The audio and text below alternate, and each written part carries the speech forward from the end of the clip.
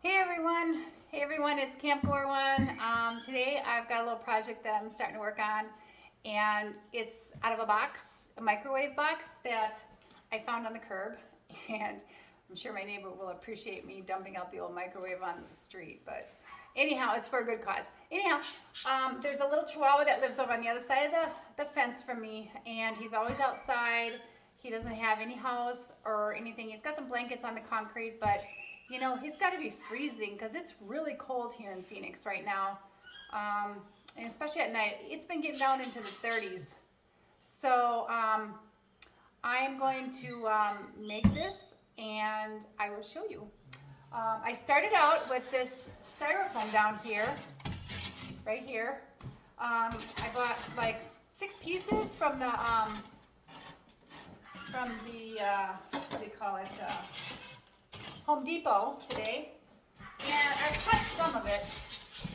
And what I did was, there's this little piece of foam that was on the bottom that holds the microwave in that used to be in here. Okay, and what I've done was I shredded some newspapers. Okay, and I kind of put that on the bottom so that it acts like an insulation. Okay, and then I've cut these and I'm putting him inside of here so that he's about this far up off the ground. And then I have another piece of styrofoam that is right here. And this, see how thick that is? That's going to go on the bottom. On the box is going to be on top of this, so it keeps it up off the ground. So that's going to be underneath here. So it'll sit up higher. I guess you can't see it from here, but I can show it to you when I'm done.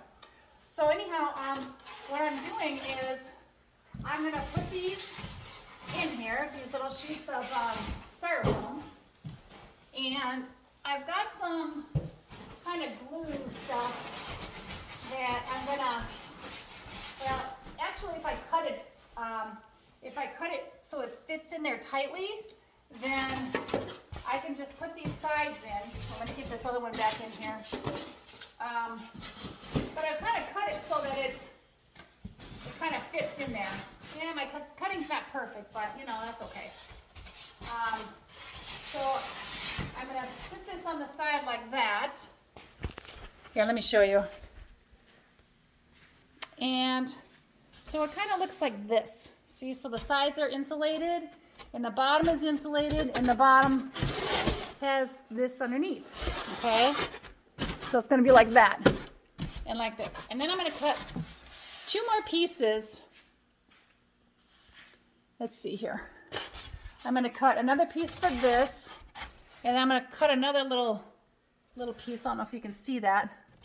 But anyhow, so I gotta fill it in right here a little bit, but that's okay, I can do it. So I need to cut a little strip there, and then I'm gonna cut a strip over here. And what I'm gonna do is I'm going to make a little doorway for the, there we go. Okay, so I'm gonna make a little doorway so that the dog can get in and out over here. And this has the handle parts right here. But what I thought about doing was just like maybe cutting it here like this, or trying to maybe make a smaller cut in it.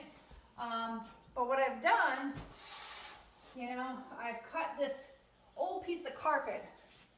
I found a whole room worth of carpet that somebody was throwing away. It's not the best carpet, but you know what? I make a lot of things for the animals. So I'm just going to put this carpet in the bottom of this little house. So that when it's cold out, between the carpet, the insulation, and being off the ground, the dog can lay in here comfortably and not be cold.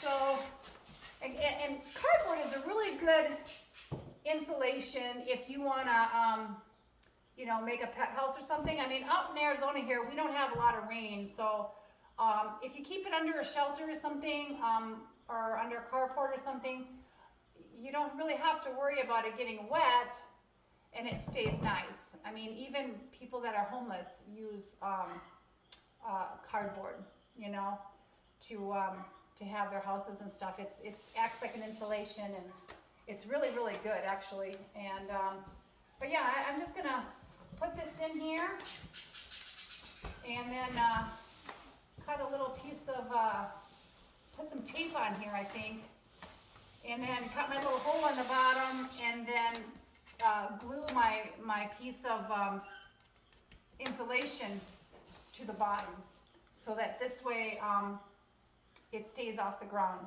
Because I've got like maybe this much from the bottom of the cardboard, and then there's the newspaper, and then also the insulation. So that works really good. You know, I don't have the money right now to go out and spend to buy one. So this kind of acts pretty nice, and it's kind of soft. It's almost like laying on a little mattress, you know. And then today when I was at the Goodwill, I picked up a couple of really soft little blankets that are really nice. And you know, actually this is something that I got when I go camping. When Camo Dave comes out here and we go out in my camper, this thing, I don't know, it's called a comfy. It's really, really big for me, but that's okay. It's kind of like a jacket. It's really kind of cool actually, and it's lined with all this fuzzy stuff, you know, and it has a hood on it. So if you're on the cold in the desert, this is really something that a person could use, you know. So I'm going to use that. But let's see here. I don't know what I did with my other blanket. I have another blanket. It's around here somewhere. But anyhow, I have a couple of these little blankets that I'm just going to toss in here for like a little bed. And then yeah, he'll be able to crawl in there. And what I thought about doing, I've got this little tiny heating pad. These are really great when you wanna like just keep it like room temperature, I guess. You know, they don't get really, really hot. They're very simple. You know, I think I got them from Walgreens a long time ago. I bought several of them because you know, when it's really cold, if I don't let the neighborhood cats in the garage and keep them warm in that way, or I let them in my laundry room. I don't let them all in my house, but you know, they'll come in my laundry room, and I put beds in there and stuff like that, so it's a little warmer. It's got a heater vent in there. But you can plug these in, and with these little holes right here, it still lets a little air in, but I'm gonna put the door here. So what I think I'll do is I will try to put like maybe like a little patch of terry cloth, like a towel or something, and put that in there and maybe staple it on there somehow, so that it'll stay, so he can kind of go in and out like a little dog door. This way the wind keeps, you know, doesn't blow in and stuff like that, and he can stay a lot warmer. So anyhow, I keep getting phone calls. I don't know what's going on with my phone, but anyhow, but that's what I'm doing. And my neighbor across the street, I think I mentioned before that their house is beautiful. He was mentioning to me that that his brother lives on the other side.